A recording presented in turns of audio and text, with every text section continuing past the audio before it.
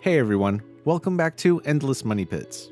This is a 2007 Toyota Yaris, and today I'll show you how to replace the headlight switch. I'm replacing the headlight switch on this car because the low beam stopped working, and the indicator on the dash for the high beams stopped working too. The fuses are good, and the headlight relay seems to work, so I think the next likely suspect is the headlight switch, which is part of the turn signal stock. We found this one at AutoZone for about $70. I'll have to remove the steering wheel to replace this part, but it's easier than it sounds, so let's get to it. Here are the tools that I used for this job. Breaker bar, torque wrench, a couple socket wrenches, a couple socket extensions, 19mm socket, 10mm socket, 1/4 inch socket, T30 Torx bit, electric screwdriver, Phillips bit, needle nose pliers, flathead screwdriver, and a tiny flathead screwdriver.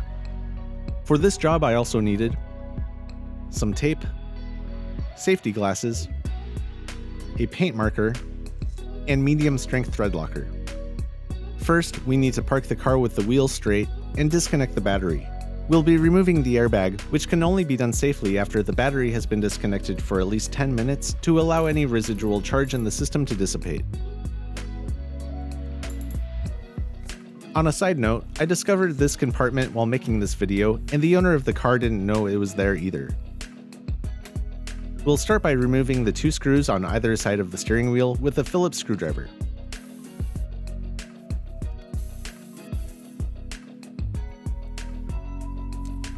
There's a 3rd screw on the bottom of the steering column.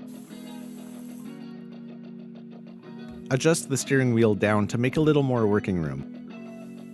Use a flathead screwdriver or another prying tool to separate and remove the upper and lower trim. On another side note, no matter how much care I take, I always wear safety glasses when working with airbags as an extra precaution.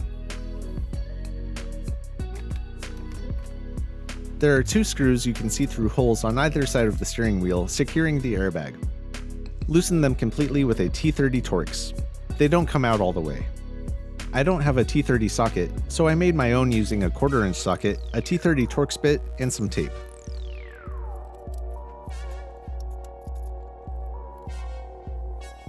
Now the airbag can be pulled out far enough to disconnect the wires behind it. I used a tiny flathead screwdriver to lift the yellow tabs and disconnect the wires. Again, don't do this until the battery has been disconnected for at least 10 minutes.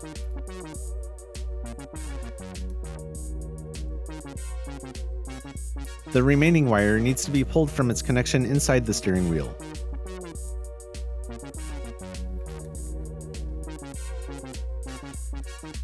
Make some marks using a paint marker that will help you put the wheel back on the splined rod at the same orientation it came off, or you'll have a crooked steering wheel. I used a breaker bar with a 19mm socket to remove the main nut. Remove the wheel, being careful with the airbag wires. The clock spring also needs to be put back on at the same orientation, so I put a piece of tape on it to keep it from moving around too much. Remove the 2 electrical connections from the bottom of the clock spring.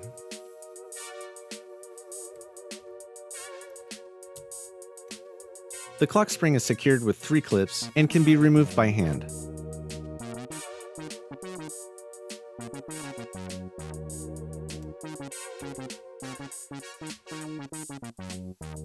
Remove the 2 connections from the windshield wiper stock and slide it out while using a flathead screwdriver to release the clip.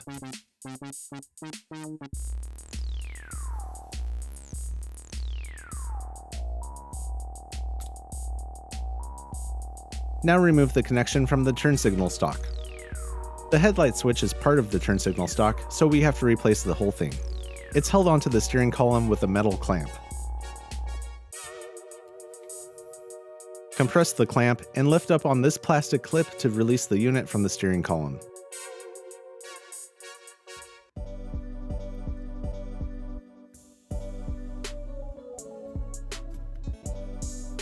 The new part has a clip holding the clamp open for easy installation.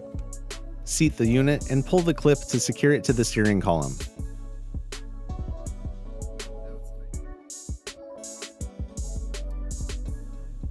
Reattach the old windshield wiper stock and reconnect the electrical plugs to both stocks.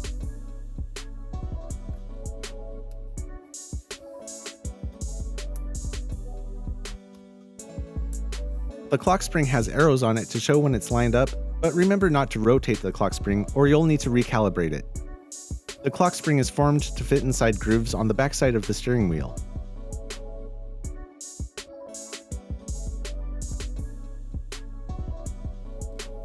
Snap the clock spring into place and reconnect the two electrical plugs.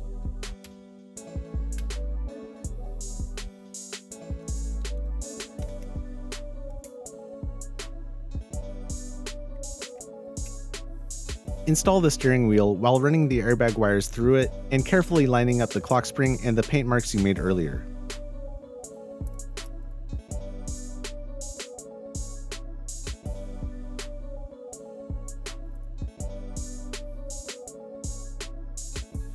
The main nut needs thread locker before we reinstall it.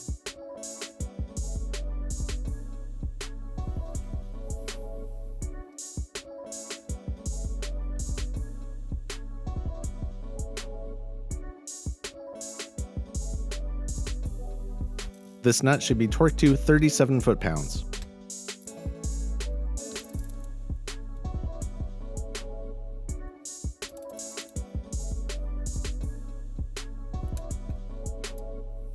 Grab the airbag and reconnect the wires on the back, making sure to press down the yellow tabs.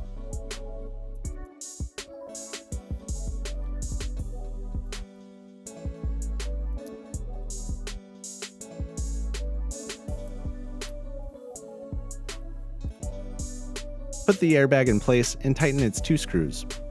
They should be torqued to 78 inch-pounds.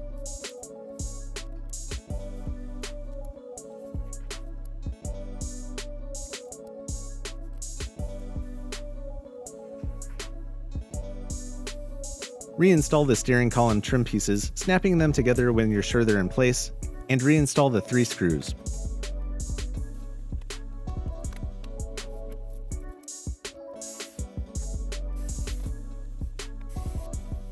Now reconnect the battery so we can test out the lights.